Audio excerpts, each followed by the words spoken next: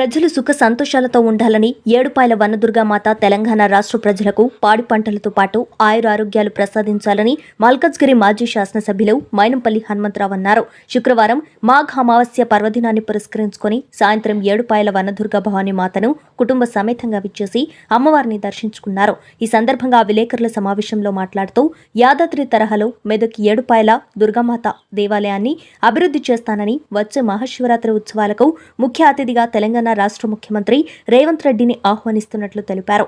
ఆయన వెంట ఉప్పల రాజేష్ దంపతులతో పాటు పాపన్నపేట్ మండల కాంగ్రెస్ నాయకులు, ఎల్లాపూర్ సర్పంచ్ పబ్బతి ప్రభాకర్ రెడ్డి, పాపన్నపేట్ ప్రశాంత్ రెడ్డి, కోఆప్షన్ గౌస్ పాషా, నరేందర్ గౌడ్, దోసని సంగమేశ్వర్, మాజీ market committee chairman Ganga Narender, Bojja పవన్లతో పాటు ఆలయ ఈవో మోహన్ రెడ్డి, చైర్మన్ బాలగౌడ్, మధుసూదన్ రెడ్డిలతో పాటు కాంగ్రెస్ పార్టీ నాయకులు, కార్యకర్తలు పాల్గొన్నారు.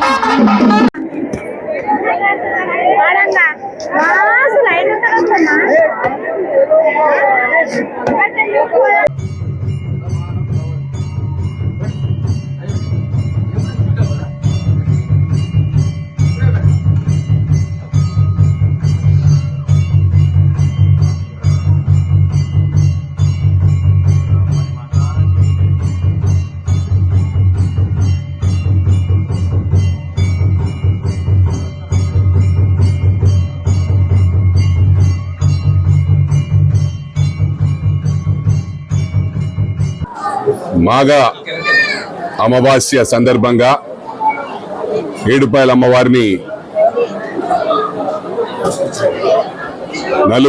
జిల్లాల నుంచి ప్రజలందరూ కూడా అమ్మవారి దర్శనం చేసుకోవడానికి తరలి రావడం జరిగింది. ఏదేమైనప్పటికీ కూడా ప్రజలందరూ కూడా సుఖ సంతోషాలతో ఉండాలని, పాడి పంటలు అన్ని కూడా బాగుండాలని, ముఖ్యంగా ఏంటంటే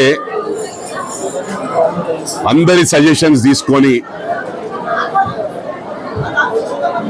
యాదాద్రిని ఏ విధంగానైతే డెవలప్ చేశారో అదే విధంగా మాటల్లో కాదు చేతల్లో చూపిస్తాం. ఎందుకంటే ఇది కొత్త ప్రభుత్వం, హార్డ్లీ 2 నెలలే అయింది, కొత్త సంసారం కాబట్టి గౌరవ ముఖ్యమంత్రి గారు ఇంకా అడ్జస్ట్ కావటంలో ఉన్నాడు.